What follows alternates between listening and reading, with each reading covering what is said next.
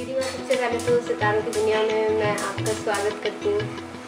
और आपको देख के, आपके चेहरे को, ओज को देख के, आपके तेज को देख के मेरे मन में एक जो प्रश्न उठा वो ये कि पंजाब की मिट्टी से उठी एक बालिका, एक कन्या के मन में जो अध्यात्म के प्रति ये प्रेम है वो किस तरह से उपजा। आरती, मैंने ना अपने गुरुदेव का दर्शन किया था अमृतसर में। जब मैंने उनको देखा मुझे लगा कि वो सचमुच एक अलौकिक व्यक्तित्व है और वो जिस दुनिया का संदेश दे रहे हैं वो दुनिया भी अलौकिक होगी, जो वासनाओं की नहीं प्रार्थनाओं की दुनिया है, जहाँ पदार्थ अपनी एक सीमा तक अपनी भूमिका निभाता है लेकिन उसके बाद परमात्मा जो है वो अपनी लेखनी लिखता है। उनकी वाणी से ऐसा लग रहा था जैसे परमात्मा स्वयं बोल रहा है। मैंने जब उनका प्रथम दर्शन आज से 30 वर्ष पहले किया, उसी क्षण मुझे लगा कि मुझे इन चरणों का अनुगामी बनना चाहिए और मैं उनकी सन्यासी हुई। और फिर उनके माध्यम से मैंने जीवन के बहुत गहरे अर्थों को, जीवन को समझा। इतना शाश्वत और विराट जीवन है जिसमें न जाने कितनी बार जन्म और मृत्यु होते रहते हैं।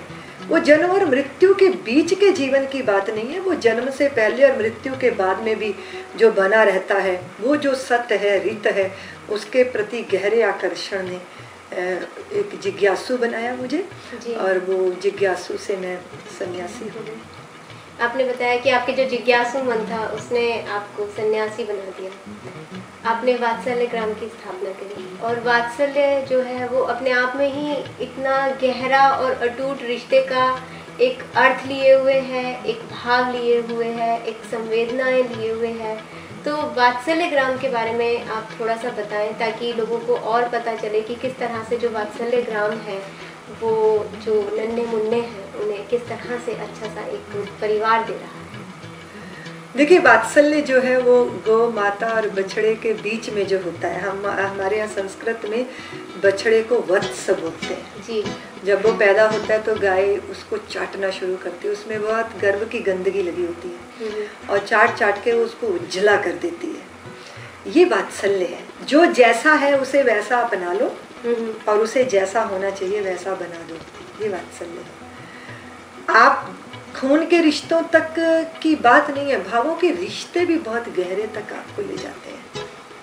तो वात्सल्य ग्राम जो है वो कोख वाली देवकियों का गांव नहीं है, वो गोद वाली यशोदाओं का गांव है जी। अगर मैं अकेला हूँ, आप अकेले हैं और हम दोनों मिलते हैं तो हम एक दूसरे के पूरक बन जाते हैं जी। क्योंकि शरीर भूखा है, उसको भोजन मिल जाएगा, पर मन भी तो भूखा है, उसको भावनात्मक खुराक जब तक नहीं मिलेगी तब तक उसके भीतर की जो बंद कली है वो खिलती नहीं। तो अनाथ आश्रमों में ये कुछ नहीं था, वृद्धाश्रमों में रोटी कपड़ा है, महिला आश्रम जो है इतनी बड़ी ऊर्जा को बंद जैसे कैद किया हुआ हो। तो वात्सल्य परिवार जो है ये तीनों व्यवस्थाओं का विकल्प है। हम लोगों ने कल्पना की कि एक माँ हो, मौसी हो, नानी हो, 5 बेटियां हों, 2 बेटे हों, इनका परिवार बन जाए। और हमने वृंदावन में वात्सल्य ग्राम में इस कल्पना को साकार किया।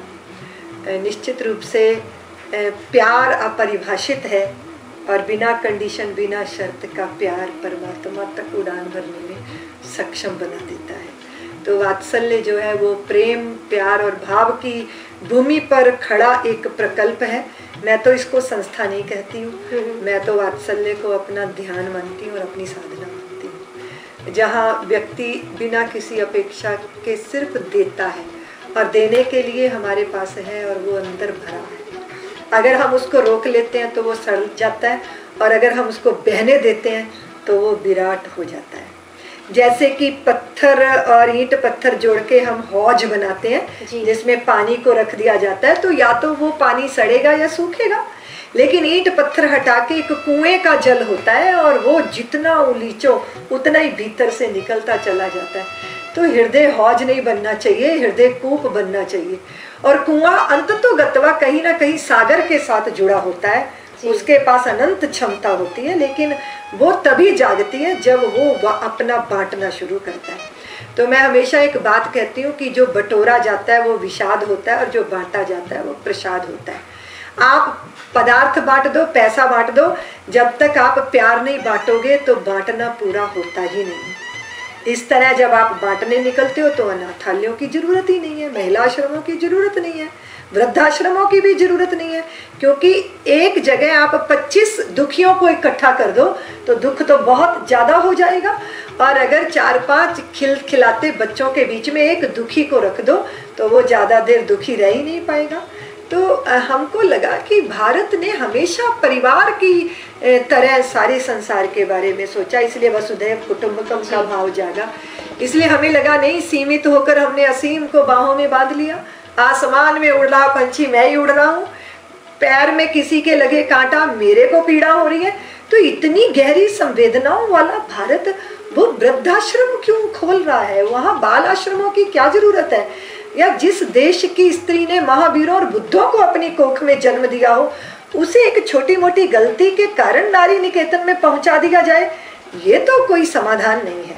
तो बस इसी विचार चिंतन के बीच में से वात्सल्य का भाव जागा और उसकी सृष्टि साकार हुई। अभी तो हम सारे देश के अंदर 22 प्रांतों में वात्सल्य ग्राम का प्रोजेक्ट करने जा रहे हैं। मुझे लगता है कि किसी को रोटी खिलाना बहुत बड़ी बात नहीं है, रोटी कमाने लायक बनाना व्यवस्था ये होनी चाहिए। बहुत बड़ी बात कही। और सबसे बड़ी बात जो आपका जो वात्सल्य ग्राम का नाम है, वो जो आपकी भावना उसमें निहित है वो उसको साफ दर्शाता है कि वात्सल्य और ग्राम जो है वो बहुत सारे कुटुंबों से मिलकर के जो है वो ग्राम की एक व्यवस्था हो सकती है। तो सबसे बड़ी बात यही है, आपके दिल का जो उदारपन है, बड़प्पन है और सोच की जो विस्तार है वो इसी से पता चलता है कि आपने आश्रम जैसा शब्द अपने शब्दकोश में से हटा के उससे कहीं आगे आपने एक घर की बात करी, एक ऐसे परिवार की बात करी जिसको आप एक कुटुंब का नाम दे सकें, अपने ग्राम का नाम दे सकें।